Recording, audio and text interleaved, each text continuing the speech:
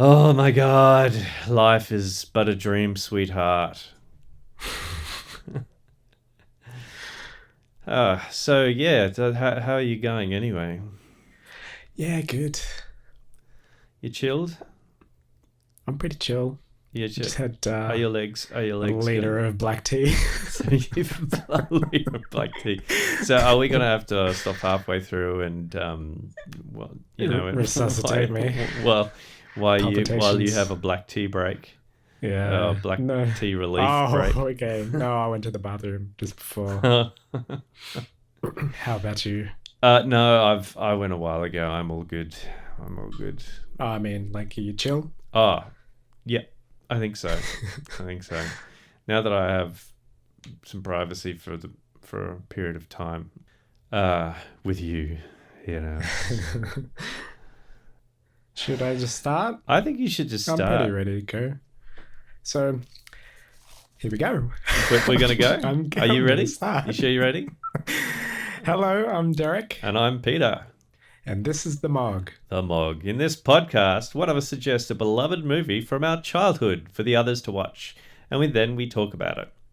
What made us laugh, what made us cry, and whether we should blame our parents or take it like the men we hope we are. What do we got today, Derek? We have your film. It's Star Trek The Motion Picture from 1979. Yeah, or as I'd like to call it, Captain Kirk's Pajama Party. That's a good one. I was thinking the many twitchy faces of William Shatner.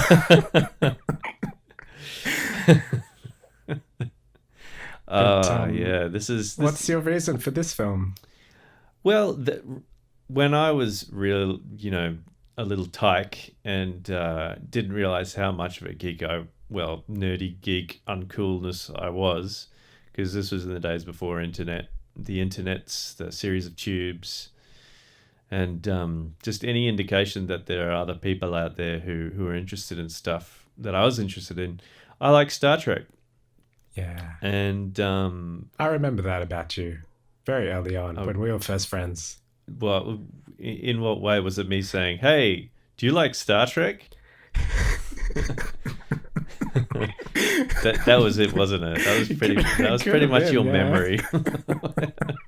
It's like, hey, Derek, how are you going? Have you watched any Star Trek lately? Well, I remember going around to your house and like you had all of the paraphernalia.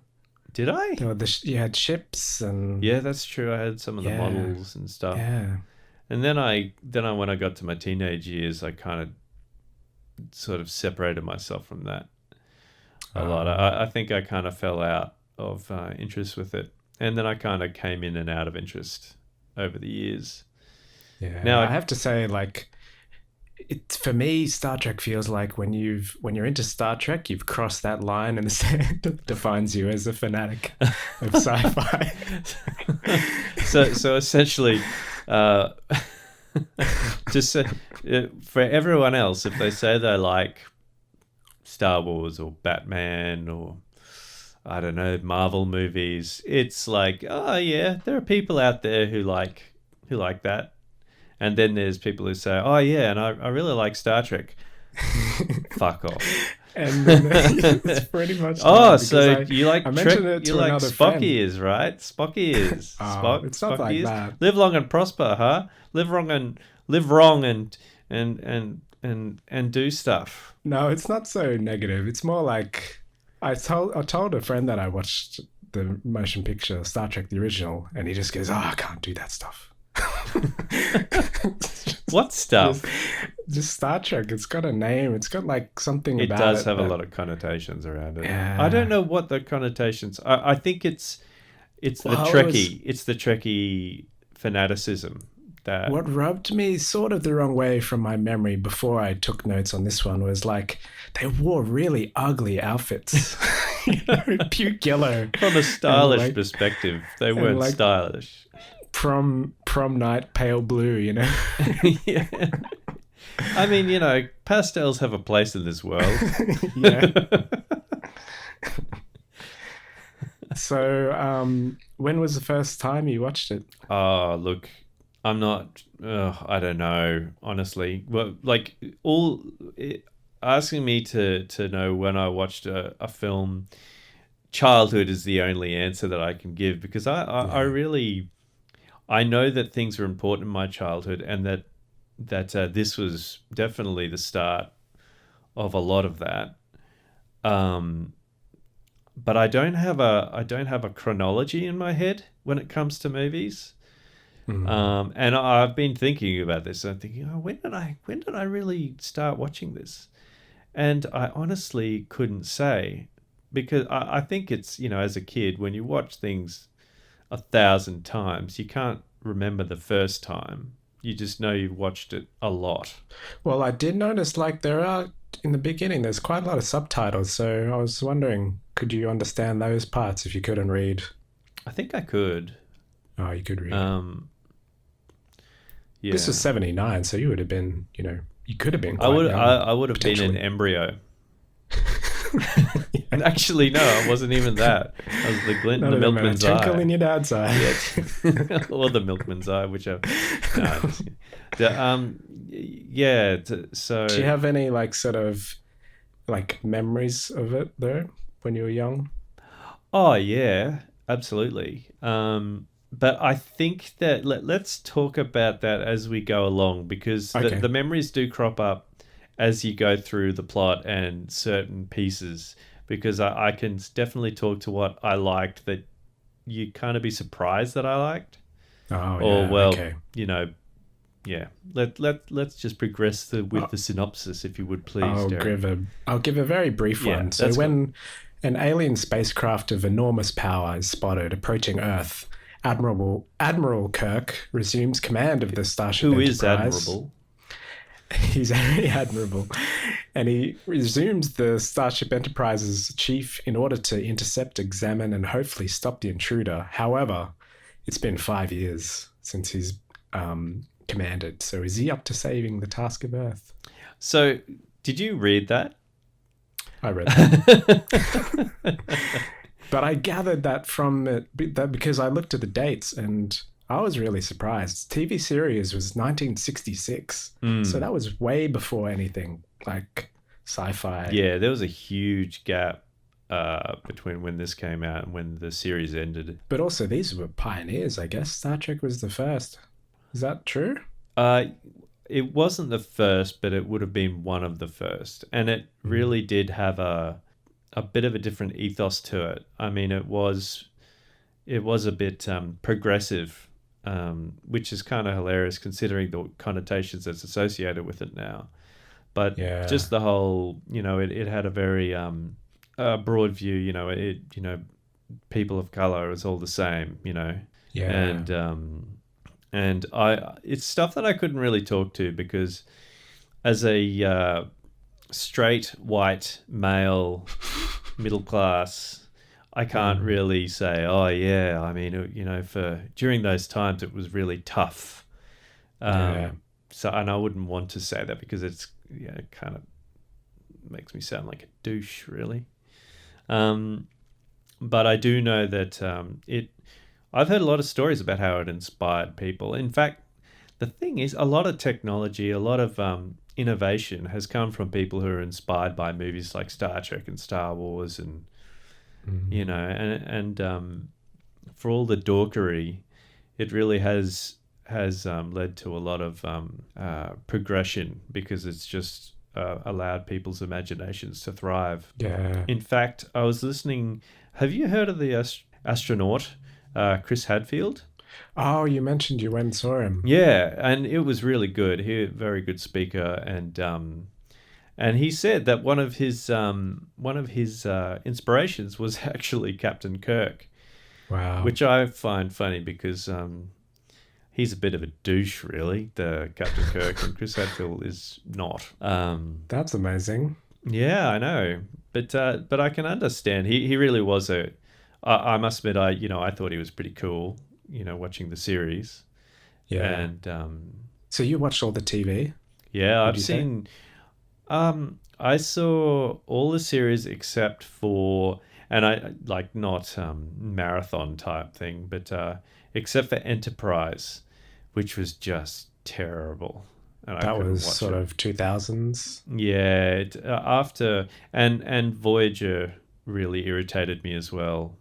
But you've seen all the early TV, the Yeah, 66 stuff. yeah, Wow. yeah, Because yeah. I saw a couple like later on, and it reminded me of a drama. Like it was very much like a play. It's sort of it's got that sci-fi background, but it's on just very closed sets and like it's just about interactions between people. I thought that was kind of cool. I didn't expect that. Yeah, I think it did. It did. It was a pretty good series for the time, and I think you could watch it again and, if not laugh, at least appreciate it as a piece of history. And this was like way later, 1979. So this is like a reunion, I gathered. Yeah, Where this my understanding was is that this was actually supposed to usher in a new era of Star Trek series. I gotcha. think that this was actually meant to go into becoming a series, but it didn't do so well, I don't think. And that's why it never ended up becoming a series, and they decided to make movies instead. I I mean, if you think see. about the sets in this series, they're pretty huge. Like the what is it? The briefing room. You know, the briefing room. Oh, yep, yep. It's like massive, Yeah. huge structure. So they were preparing for something bigger. I believe so, yeah. And there's, in fact, there's, I think there's like a list of the costs of some of the sets, and they were huge. Like, yeah, like $240,000 for San Francisco tram station. Oh my gosh, Yeah. yeah. So it's, And it does look very nice, this film, I have to say. yeah. But so I guess we should actually dive into the film itself. So it actually opens with music at the start, which is really lovely. Did you see that in your Yeah. rewatch? Yeah, I thought that was really nice. It's just very calming and I know, it was very. I forgot about that. That there's just nothing. There's nothing happening. It's just music is playing, and it's very introducing the traditional. theme of Yeah, the just movie. the feel. And it's the musical scores by Jerry Goldsmith, who did Rambo. Oh, really? Yeah. But he's amazing. So the music is top notch. Yeah. And the opening shot is of the Klingons, which I knew from you Oh, because really? you had all this paraphernalia in your room. And you used to do this back in school. You could bend your top digit of your finger and you would make like shapes Yeah. of ships with your hands. Do you remember that? Yeah, I do. I was hoping no one else would I remember know that. this stuff. And you would morph your hand into different fighters. Yeah, and, but it wasn't one of them Star was Trek the Klingon, fighters. I think. That was a. Oh, actually, Sort of. I think yeah, sort of. Yeah. I'd imagine that people listening to this would be imagining somehow fingers turning into a Klingon ship. It wasn't really. It was like the little ship, like the attack ship Yeah. of that. Yeah. But I remember that. No, well, what happened? Like, I was really inspired by Star Trek and Star Wars, and some computer games as well. Like I've forgotten what it's called. Wing Commander. Space Quest. Oh, Space yeah, Wing Quest. Commander, but yeah, the Space Quest were really good too. And yeah, I used to. I was a fan of Space Quest. That was awesome. Yeah. So good. So good. We should do one on that. Yeah, you die so often. Yeah. And it was during the days when there were no walkthroughs or anything like that. You just had to suddenly Trial and error. Yeah, trial and error. 5,000.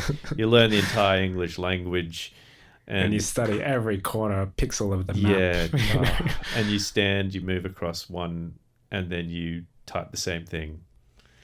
It's like, oh my god. We should go back to the movie. Oh yeah, that thing. So yeah. Directed by Robert Wise, who is Sound of Music. So there's Oh, good really? people involved. Yeah. Oh man, I didn't.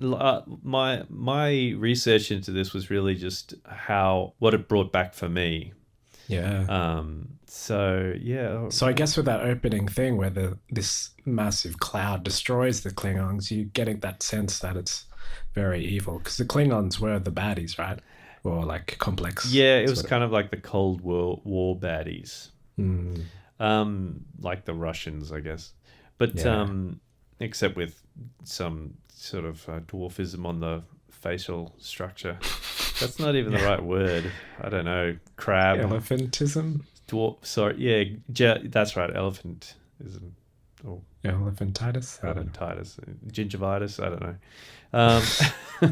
But I remember that scene, and the music's all exciting, and and everything's tense. But when you watch it, it's really slow, and where he fires the one torpedo and it goes off and nothing happens, and then Yeah. they just start to run away and they all get wiped out. Yeah, it kind of set a bit of the tone of the movie, is that the action in this, when you get, full on action, it's pretty slow. And if the action is slow, then everything else. Yeah. Sort of like they have a slow reveal of everything. It sort of it slowly goes into the cloud, and there's a reaction shot, and then slowly reveal more, then more reaction shots, then different angles. And they're like, run away, retreat. And then bewildered looks. But the music keeps it together. Yeah. I felt. I think without the music, It would be a comedy. Yeah. Yeah, actually, it would be interesting to watch it on mute. So Starfleet, becomes aware of this, and Kirk wants to get to be captain again of the Enterprise, and he's using this as an excuse to be the person who, confronts this threat to the Federation. Yeah, I felt I did miss something with. How did the TV series end? Well, I don't think it ended in a cliffhanger or in anything like that. It just kind of was another episode, and that was the last one. Oh, it just faded away. Yeah. I thought something might have happened, or he got dismissed, or like the Enterprise got destroyed or damaged. No, he actually got. I think he was promoted, but not in the series. It was like when the movie comes in, it's decades later. So he's an admiral now, and they're trying to look for an excuse for him to be a captain again.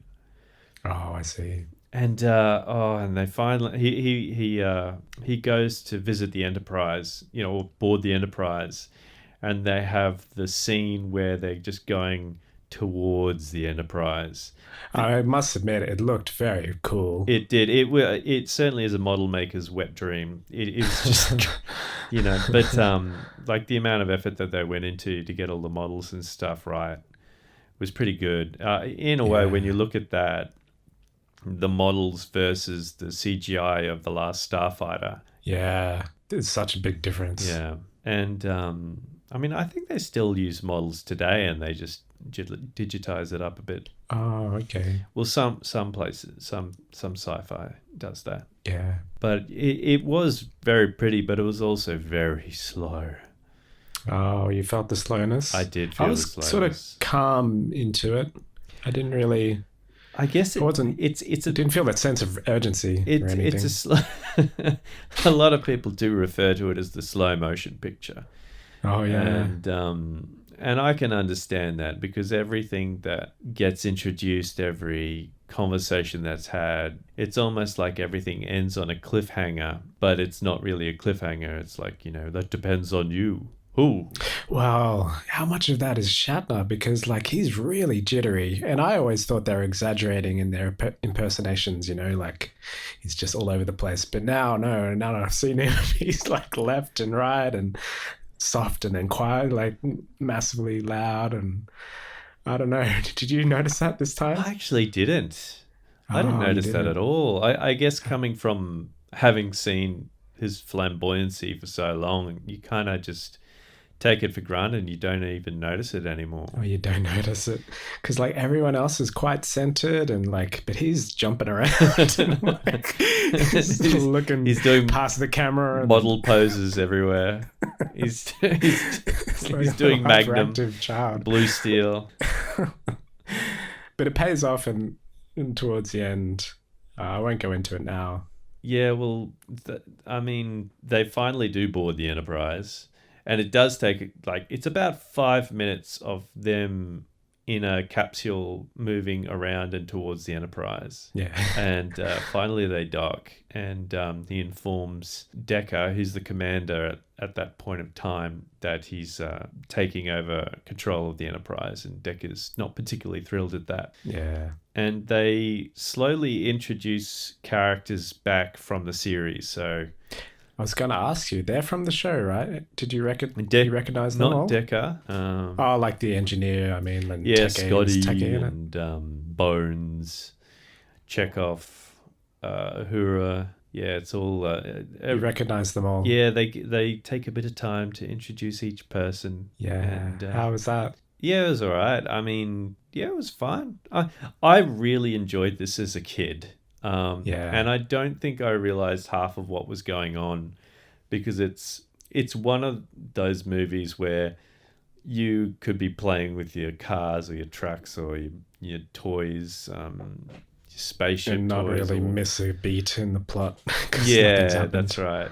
And it's just like, oh, this is the scene when they're in the shuttle. Or this is the scene where that ship is docking with that ship. I mean, those are scenes. They're not segues. They're scenes. Yeah. Was it cool seeing these characters again, though? It was. I guess in a way, I was looking at the drama of it played out a lot more. So, Kirk's obsession with the Enterprise and to be a captain of it again, and Spock has some type of connection with the cloud. He gets contacted by it and he feels its presence, and they don't really know what he's going to do. So that type of stuff, I didn't really, it's always passed over me, probably because I watched it 1,000 times and it wasn't really oh yeah, I know nothing comes of it. Yeah, I see. But yeah, they do. So there's another level. Yeah, but they're at the introductory scene. I mean, the first half an hour of it, maybe longer, is just introducing characters a piece at a time. Mm-hmm. And they had to insert a bit of drama there, and they did with the transporter disaster. Yeah, that was quite, full on. 2 people died, right? Yeah, I actually, that's still pretty. I don't know, that the screams of it they're pretty good in terms of pretty chilling. Yeah. So that sort of brings you back to that there is sort of life or death consequences. Yeah. What did you think of that? Yeah, it was very unexpected because there was just like, it's quite slow as you mentioned, and then suddenly, you're back into it. And that sort of propels a bit quickly from there, I felt. Yeah. Like he gets the tactical viewer going and they're jumping to warp speed and he's trying to push the Enterprise, but it's not ready. Yeah, that's right. So it's all sort of on from there. They get stuck in the wormhole, another piece of action. Yeah. Which, that was actually, I found that pretty hilarious, because what happens is they go in a warp drive and somehow they end up in this wormhole-y thing as a result of not being ready, and suddenly the slow motion picture goes into super slow motion. Which I'm not sure if they were just acting that as well. No, believe that, please. Strain on their faces. I'm Photon torpedoes. Photon torpedoes. And Decker stops him. Armed. Fire photon torpedoes. I have to say, George Takei has such a cool deep voice. Photon torpedoes. Away! Yeah. Sorry. So George. So who? George. Oh Takei, yeah, he does, doesn't he? Yeah. That deep voice. Man, that's so cool. He's a cool just dude. Even he could be talking gibberish, but it just sounds so, definitive. Yeah. No, he does have a very, very strong presence in his voice. So yeah, they get through that experience unscathed, and then they're on their way. Oh, and they also introduce the love interest. Yeah. Was she someone that was there before? No. No, she wasn't. Completely Okay. out of the blue, and also the conversation was very strange because they go she goes they go she's Delton, and you're supposed to know what that means because there's this like look, everyone looks at each other. Yeah, that's why I felt that there was something No, previously it to was that. like it's almost like it was something that no one would know that you're supposed to know. She's not meant to be touched, or she can't be touched, or something. No, it's the door opens and a bald woman comes through, and I actually had to look it up because I was like, what the hell is going on? And it's just that apparently they're very attractive and alluring to people, or to people, so they can be distracting.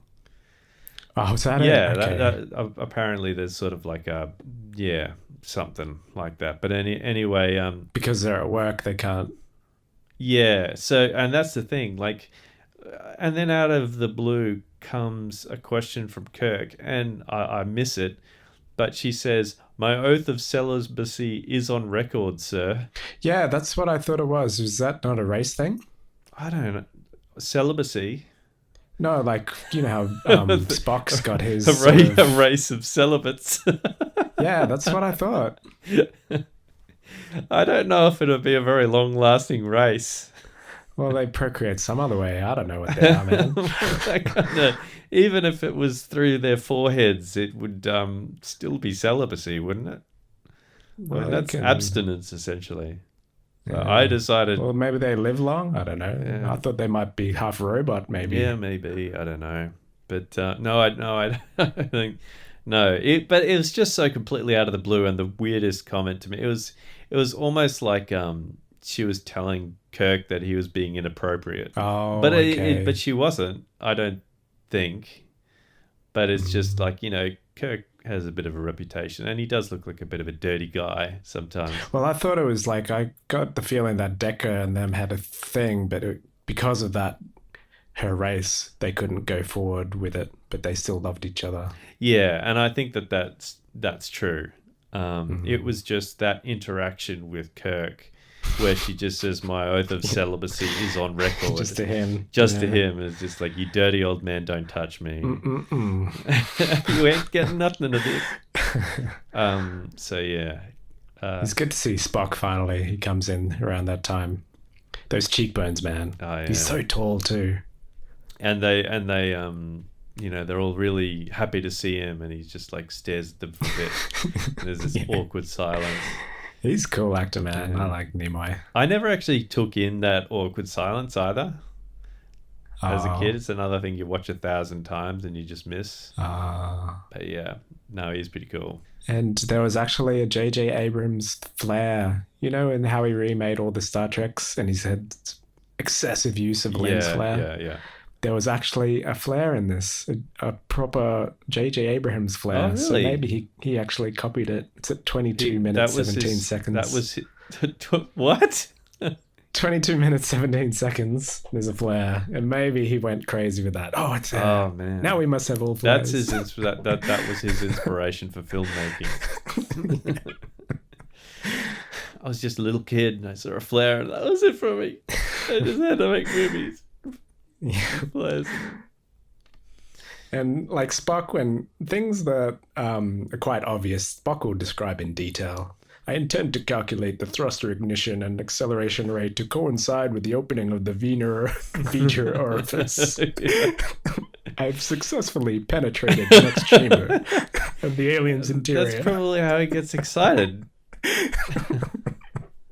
They make good samples. uh, But it puts the science back in sci-fi because the science consultant was actually Isaac Asimov. Did you know no, that? I didn't know that.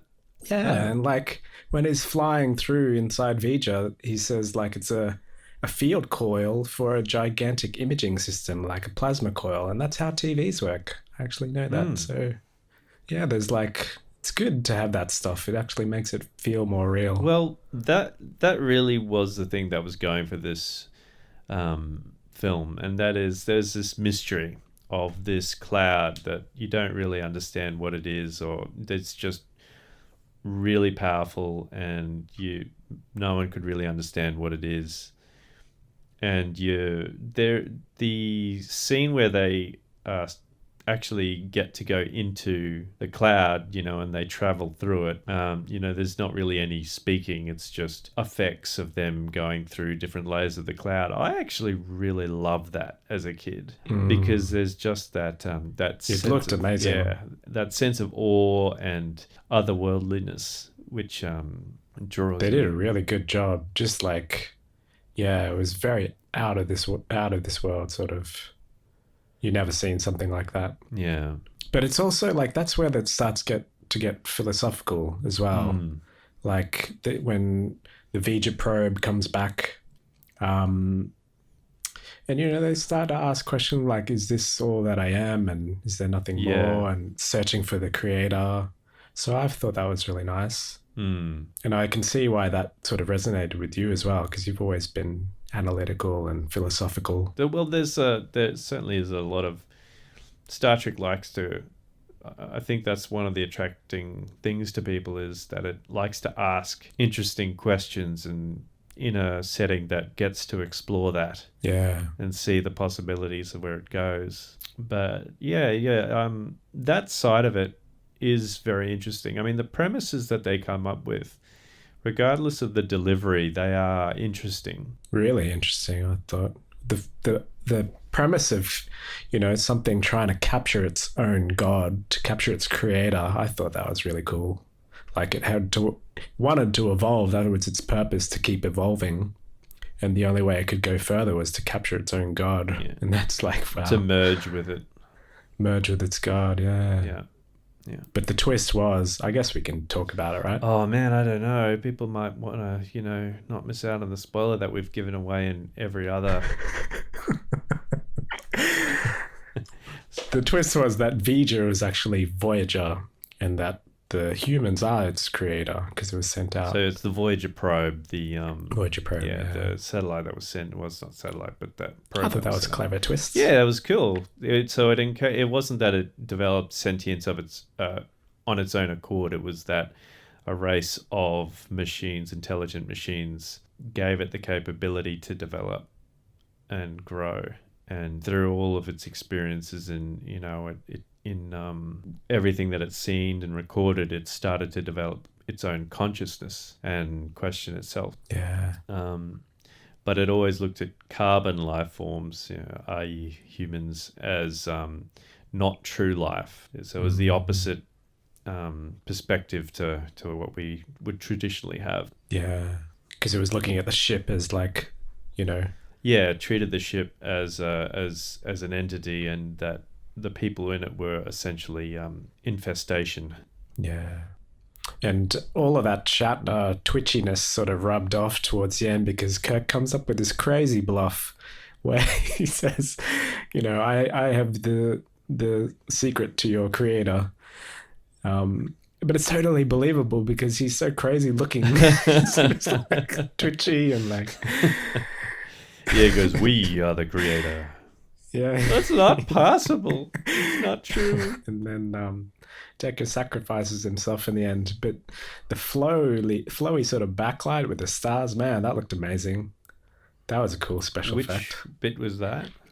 Where Decker sacrifices himself to become one with Vija. So the other thing we missed there, just to go back 2 steps, is that Ilara she gets killed. She gets zapped and absorbed into the thing as data essentially, and spat back out as a robot. But part of her is still there because she was recreated so perfectly. So yeah, his merging with Vija was also merging with her. So there was the love story coming back. The love story. And I really, just the love story music was so Sound of Music. Was it? Yeah, well, this is the director, so there could have been that influence there.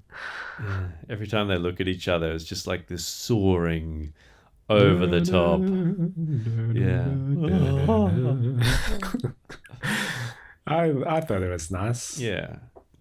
Wasn't too over the top. There was no kissing, actually. Well, that's true. That's true. I think that maybe that's the thing. It was a very toned down film, but the music was toned up to 11. Not to 11, yeah. 100%.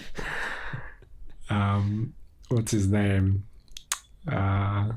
Jerry Goldsmith. He did Rambo. This is his prior to Rambo experience. This is his Oda Toilet. No, what is it? No. What? Magnum Opus. Not Oda Toilet. Yeah. It's a watered down version. Watered down version of his Oda Toilet. Perfume. Yeah. There are some interesting. Did you pick up any quotes? That Spock quote was the best one. I successfully penetrated the next chamber of the alien's interior. That's right. When he gets on a jet thing, and he says it with such a dry voice. And I came out. How about you? I've come out the other side. How about you with quotes? There was a bit where Spock came on board and Jim goes to Bones. We need him, and then he looks at Spock. I need him. Yeah, there's so much bro love in this. I thought it was good.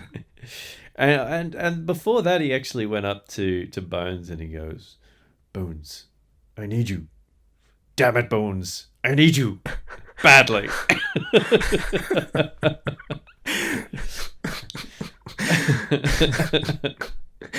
You just have to laugh. Yeah. I wonder how much better the film would have done with someone else, in that lead spot. What, you mean instead of Kirk? Yeah. I reckon it probably would have been less, not more. Yeah, I mean, you can't really go more. Someone a bit more centered. Tom Hanks. Yeah, but I mean, everything, as you said, everyone was playing it straight. Yeah. So it would have, I think without his idiosyncrasies and craziness, it probably would have been a little too straight. Yeah. Or conversely, it might have been taken a lot more seriously as a serious film. So maybe it would have been better. So how would you sort of rate it now after rewatching? Well, I don't think it's the toy. It's not I'm sorry I put you through that. No, I enjoyed it. More like much better than I was expecting, but still not fantastic. Because it was a very slow film. I did enjoy watching it. At times I found it too slow and a bit hammy, but there are other parts of it that I really did enjoy. Just the exploration and the mystery that was being solved. I found quite, still interesting with the music that goes with it, which gives it a bit of extra oomph. And that philosophical side to it really got me in the end, like capturing God, and that stuff was really redeeming. Yeah. The love interest side of things, just so over the top. Yeah. But yeah, much better than I was expecting. But it's not a Star Wars. It's not a rip-roaring adventure.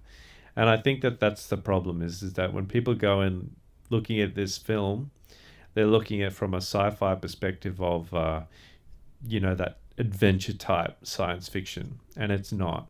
Yeah, well, the reboots have sort of revived that a bit. That's right. They've added a lot more fun to it and a lot more pace and energy. But this really was that intellectual Star Trek with a not clear understanding of what that, the love story stuff is so two-dimensional. It is a little bit like a child looking at how to incorporate a love story into a movie. Do you know what I mean? Yeah, sort of. Well, like, it's not a relationship that grows. It's not a people being introduced and developing a rapport or anything like that. It's the love interest is there. It's unmentioned. And then she dies and then he tries to merge with Vija to be with her. It's kind of very much on paper. I don't know if that makes sense. Yeah. But what did you? I could see that. Yeah. So what did you take away? I enjoyed it. Yeah, I thought it was really good. Like the music was top notch. it opens up well with the musical entry, and then you sort of whisk away on this reunion film, and it just felt like A that, reunion like film. bringing back the characters together, the old gang. That's very true. Yeah, it's a reunion film. And this is their one last wacky adventure. Yeah. Damn it, And- Bones. And the people that die are new entries anyway, so there's no Yeah, consequence. so they're essentially what do they call them? The red shirts. Is that it? I think that's the term. Yeah, red shirts. People who just come in and die straight away. Except there were no primary colors in this film. Oh my god, they still use those puke yellows and those skinny white short shorts.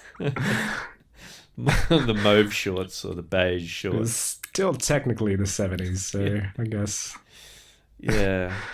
Do you have any last thoughts or humorous comments? Let me think.